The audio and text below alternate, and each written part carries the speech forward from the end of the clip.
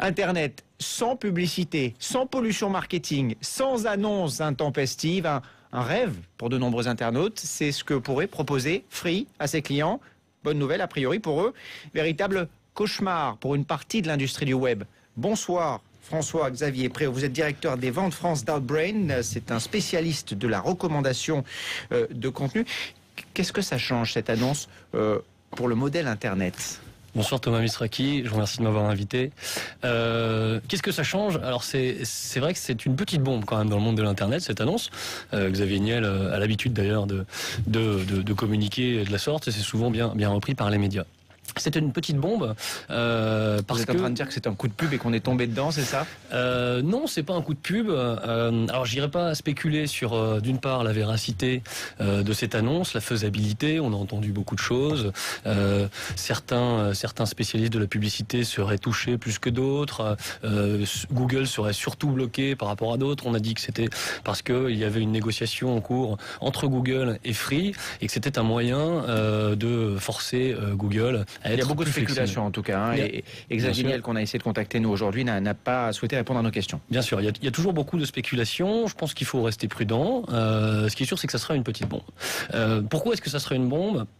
Si je me pose, déjà, essayons de nous poser du point de vue de l'internaute. Qu'est-ce que ça pourrait changer pour lui ? C'est plutôt une bonne nouvelle. On a plus de pub sur Internet. On peut utiliser son contenu ou ce dont on a besoin sans avoir à avoir ces distractions permanentes autour. Exactement. A priori, on pourrait se dire ça. Bon. Je vais lire des contenus, regarder des vidéos sur différents sites.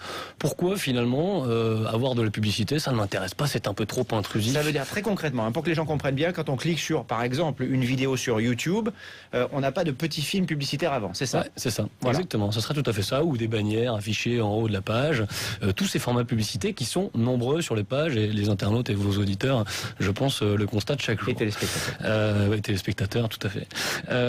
Après, il y a une réalité, parce que Internet n'est pas un monde merveilleux, il y a une réalité économique.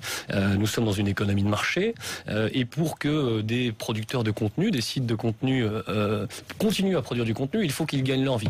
Vous êtes journaliste, vous gagnez votre vie, BFM TV gagne sa vie, et comment vous gagnez votre vie ?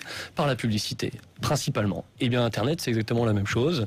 L'essentiel du modèle économique repose sur la publicité. Donc ce que vous dites, c'est que si ces petits films, si ces petits bandeaux disparaissent, eh bien, on ne pourra plus financer du contenu, et à terme, c'est l'appauvrissement d'Internet qui se dessine. Tout à fait, et particulièrement des acteurs qu'on appelle les pure players, ou même les indépendants, qui vraiment reposent la quasi-totalité de leurs revenus sur la publicité. Alors ça, c'est le modèle actuel d'Internet. Est-ce qu'il n'y a pas un autre modèle finalement pour Internet ? Bien sûr, si, tout à fait, vous avez raison, et c'est d'ailleurs pourquoi je suis ravi d'être là.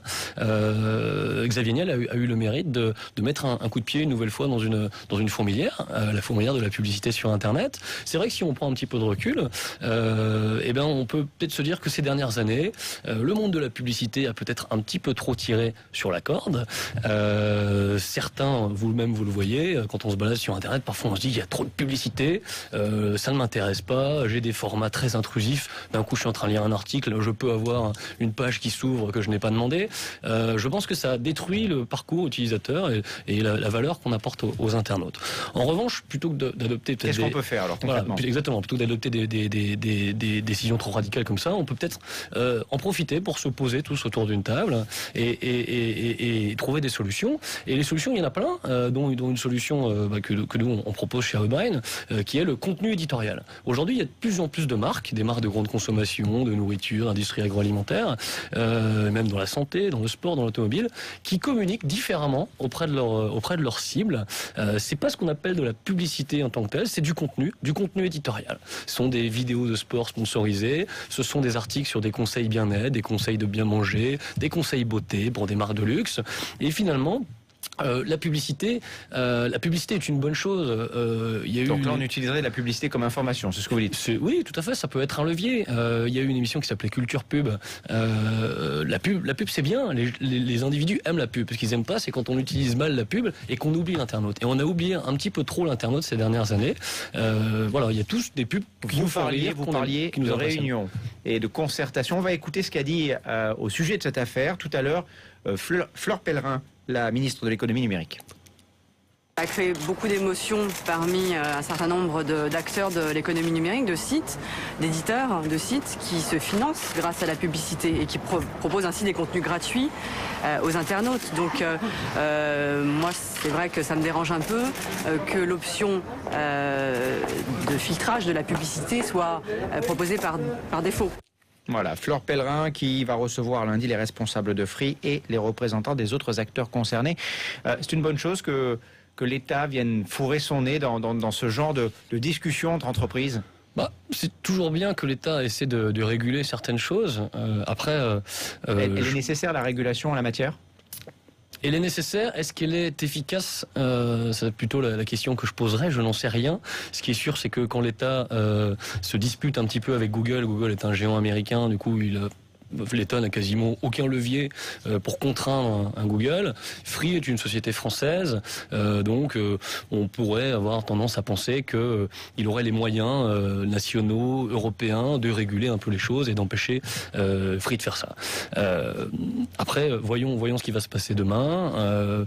Ne spéculons pas trop, ce n'est jamais bon, et voyons les résultats. Est-ce qu'il y a un risque que d'autres fournisseurs d'accès que Free fassent la même chose avec leur box ? Évidemment, c'est le risque. C'est le risque qui fait peur à tout le monde de l'Internet, parce que l'Internet aujourd'hui, ce sont beaucoup de revenus. C'est vraiment une économie en tant que telle.